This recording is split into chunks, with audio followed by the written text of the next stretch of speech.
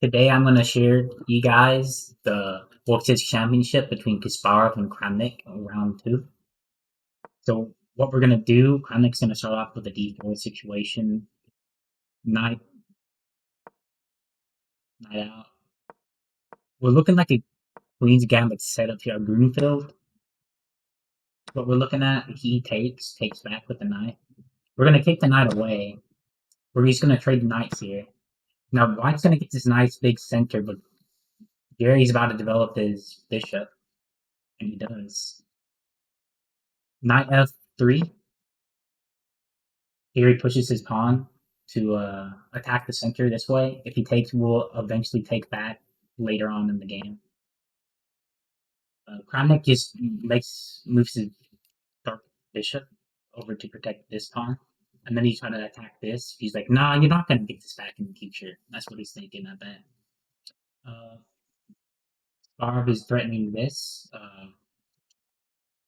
pawn here, and he's also defending this pawn. So Kramnik, to respond to that, he's going to move his queen up one square to defend the c3 pawn. Now Garry Kasparov, he pins the knight. Well, it's not really a pin anymore, but he's threatening to take the knight.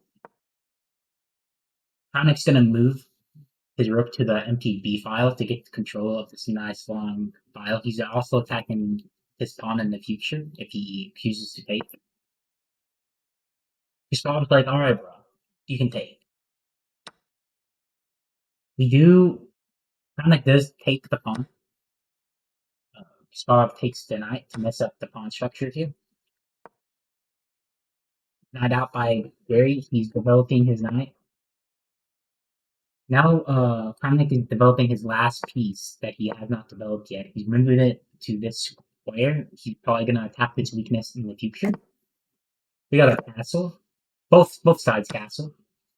Now we finally take in the center. Take back. Take back.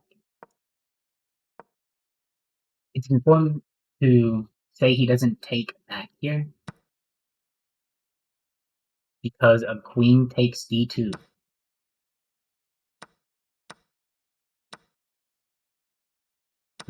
This might be a little tricky for you guys to see, but once he took back with the pawn here, this pawn is no longer protecting this diagonal.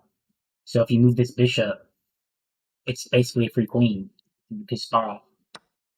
We don't do that.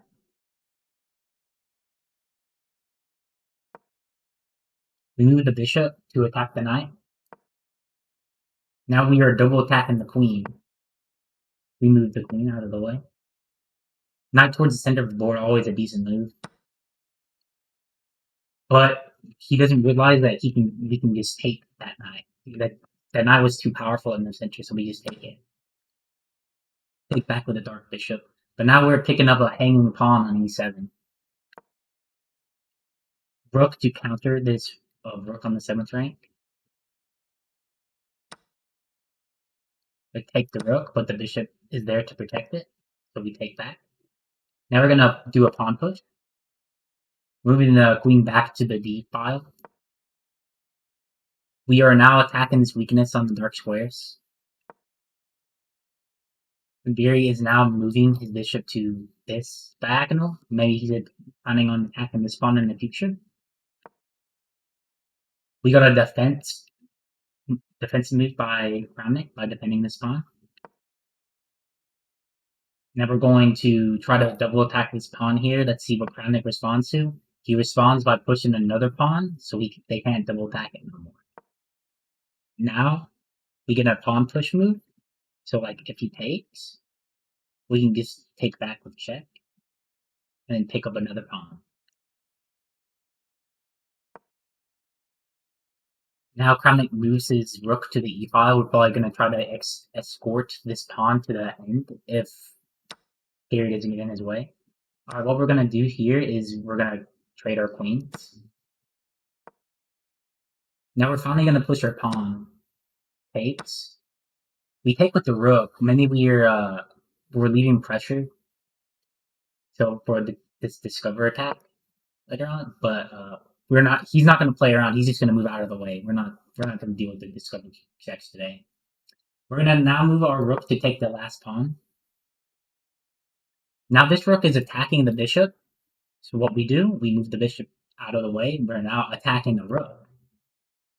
The rook is attacking the bishop once again, but we're just going to defend this time with the pawn push.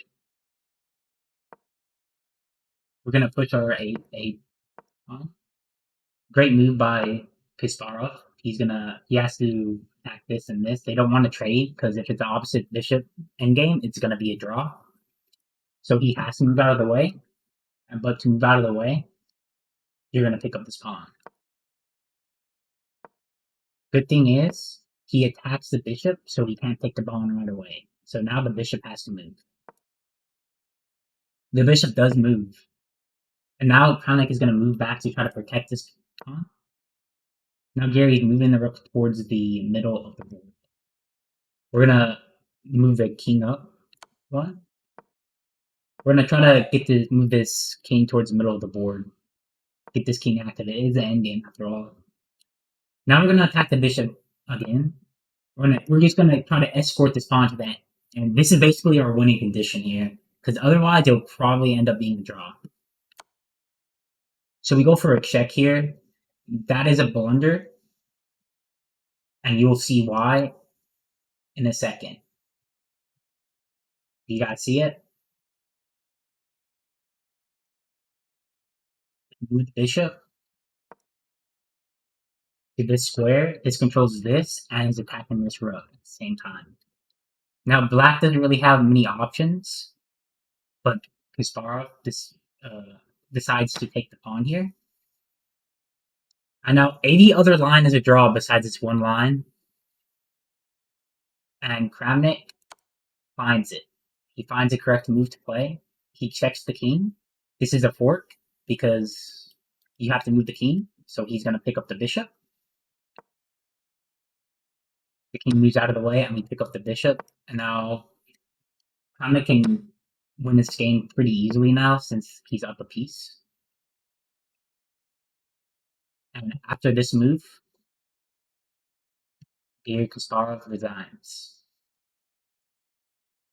I wanted to share this game to give Kramnik some good press as of late because he's calling out these cheaters and he might not be doing things the right way, but he is a great chess player, and I'm just starting to get back into chess and I can learn a lot from him as he is a much better player than I.